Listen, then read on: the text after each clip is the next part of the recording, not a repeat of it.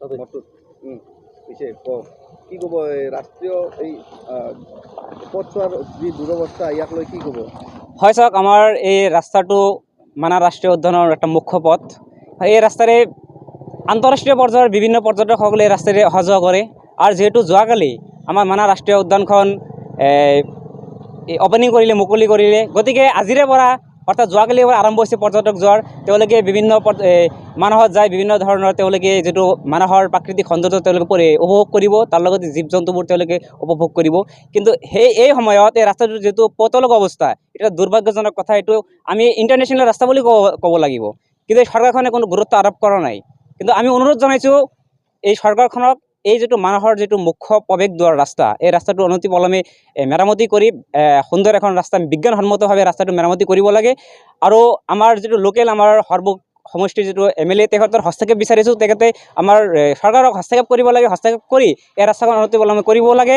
আৰু তাৰ লগতে আমি আমাৰ MP মহোদয়কো আমি অনুৰোধ জনাইছোঁ, আৰু চৰকাৰকো বিশেষকৈ আমাৰ বিভাগীয় যিটো মিনিষ্টাৰ পীযুষ হাজৰিকা ডাঙৰকেও আমি অনুৰোধ জনাইছোঁ, এই ৰাস্তাটো অনতিপলমে যাতে পৰ্যটকসকলৰ সুবিধা হোৱাকৈ ৰাস্তাটো মেৰামতি কৰিব লাগে। যদি নকৰে বহুত ধৰণৰ অসুবিধা হ'ব।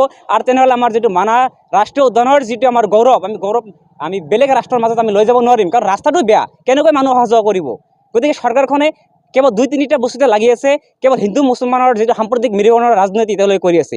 তেওঁলোকে উন্নয়নৰ নামত কেৱল ফোপোলা স্বৰূপ উন্নয়ন তেওঁলোকে কৰা নাই। তাৰ লগতে তেওঁলোকে উচ্ছেদ অভিযান চলাই আছে। উচ্ছেদ অভিযান চলাব লাগে, কিন্তু এই উন্নয়নৰ যিটো কাহিনী, এই উন্নয়নৰ নামত যিটো তেওঁলোকে ফোপোলা স্বৰূপ, এইটো নকৰি আচল উন্নয়ন তেওঁলোকে কৰিব লাগে। ৰাস্তা ঘাটৰ উন্নয়ন, শিক্ষাৰ উন্নয়ন, স্বাস্থ্যৰ উন্নয়ন তেখেতে কৰিব লাগে। চাওক, তেওঁলোকে যদি পদক্ষেপ লৈছে এই পৰ্যটকস্থলীৰ কাৰণে, এইটো সুন্দৰ এটা পদক্ষেপ। যদি কাৰ্যকৰী কৰে, যদি কাৰ্যকৰী নকৰে, পৰ্যটকৰ বৃদ্ধিৰ ক্ষেত্ৰত বিভিন্ন পন্থা লৈছে। এইটো এটা আমাৰ গৌৰৱৰ কথা। যিটো পৰ্যটকৰ বৃদ্ধিৰ ক্ষেত্ৰত তেওঁলোকে যে কাৰ্যপন্থা হাতত লৈছে, এইটো ভাল কথা, আমি আদৰণি জনাম। যদি নকৰে, এইটো দুৰ্ভাগ্যজনক কথা। আৰু চৰকাৰৰ যিটো আপোনাৰ চৰকাৰৰ যিটো আপোনাৰ কি বুলি কয়, দুৰ্বলতাৰ আমি নীতি বুলি ভাবিম এইটো।